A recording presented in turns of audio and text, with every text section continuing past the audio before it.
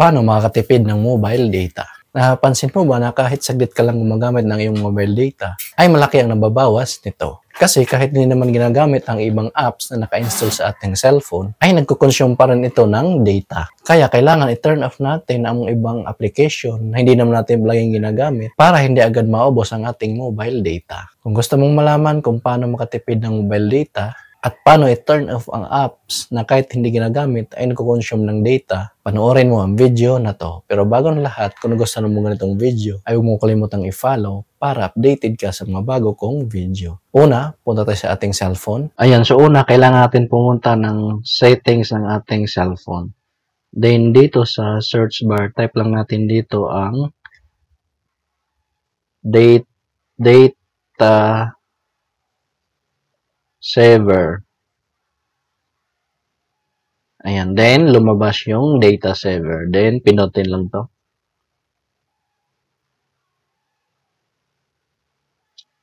Ayan. Kung mapapansin nyo sa data saver ay naka-turn off sa akin. So, kailangan natin tong i-turn off. So, pinutin lang natin to.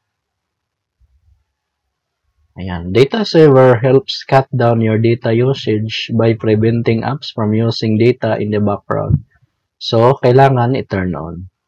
Ayan. Allowed to use data while data saver is on. Then, back ko lang.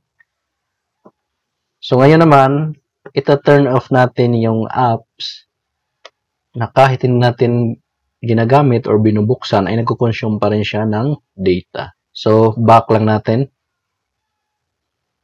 Ayan. Then, dito sa baba, makikita mo dito ang apps, special access.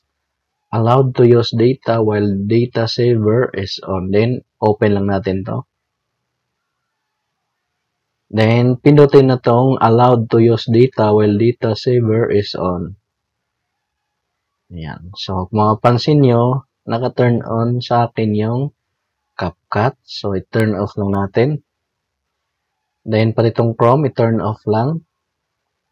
Then, hahanap ako ng ibang application na naka-turn. So, kailangan i-turn off natin. So, itong game optimizing service. Then, Google Play Services. Then, naka-turn off din dapat to. And then, group sharing.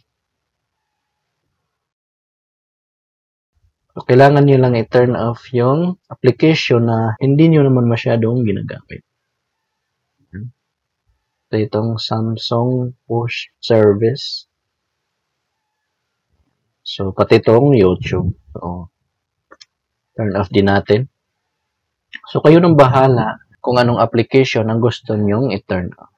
So, ganun lang kadali paano makatipid ng mobile data at i-turn off ang apps na nagko-consume ng data kahit hindi ina-open. Kung nagustuhan mo ang video na to, huwag kalimutang mag-like, subscribe, at hit notification bell para updated ka sa mga bago kong video.